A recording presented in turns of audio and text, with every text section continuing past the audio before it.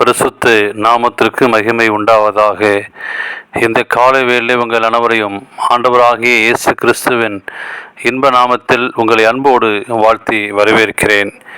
விண்துளிகள் வாயிலாக இந்த நாளில் சந்திப்பதிலே மிகுந்த மகிழ்ச்சி அடைகிறேன். இந்த நாளின் செய்தியின் தலைப்பானது உங்கள் வழியை தேர்ந்தெடுங்கள்.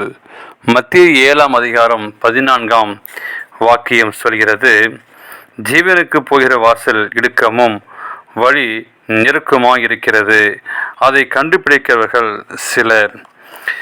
இந்த உலகமானது சிருஷ்டிக்கப்பட்டு 1000 ஆண்டுகளுக்கு மேல் கடந்து விட்டது.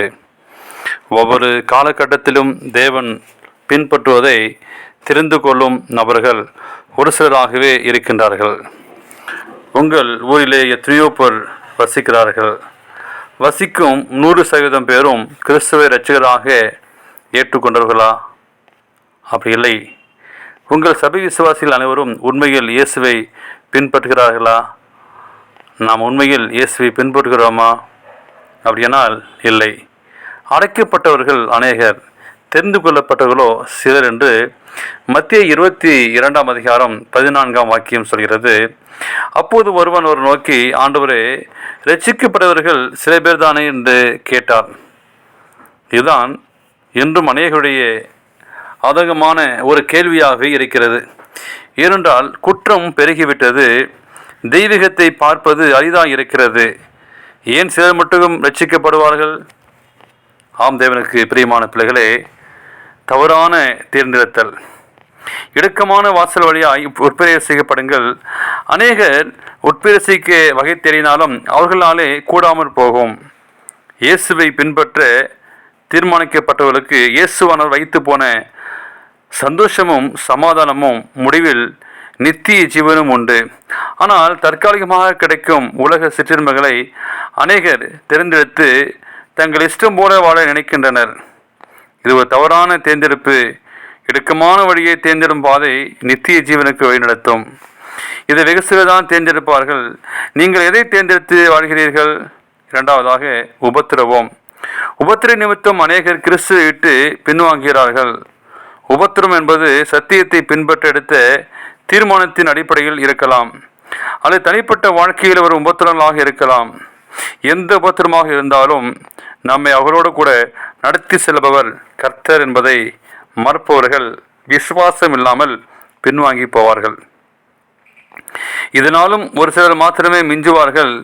மிகுந்த உபத்திரவம் அப்போது உண்டாயிருக்கும்.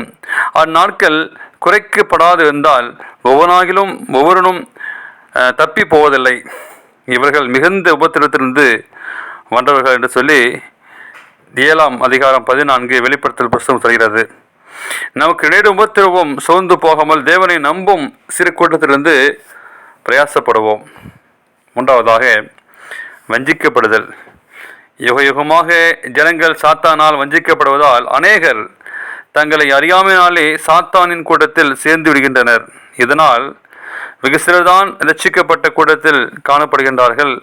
கூடுமானால் தெரிந்து கொள்ளப்பட்டவர்களையும் வஞ்சிக்கத்தக்கதாய் பெரிய அடையாளங்களையும் அற்புதங்களையும் செய்வார்கள். வஞ்சிக்கப்பட்டு போன அநேகர் ஏப்சியரிடம் வந்து, நாங்கள் உம்முடைய நாமத்தினாலே அற்புதம் செய்தோம் என்பார்கள். எங்களை வீதியில் பிரசங்க செய்தார்கள், அதை கேட்போம் என்றார்கள். இயேசுவை நோக்கி, உங்களை அறியேன் என்பார். நீங்கள் வஞ்சிக்காதபடிக்கு ஜாக்கிரதையாய் வாழ்ந்து தேவனுடைய ராஜ்யத்தை சுதந்திரிக்கும் சிறு மந்தையில் காணப்பட உங்களை நீங்கள் ஆயத்தமாகுங்கள்.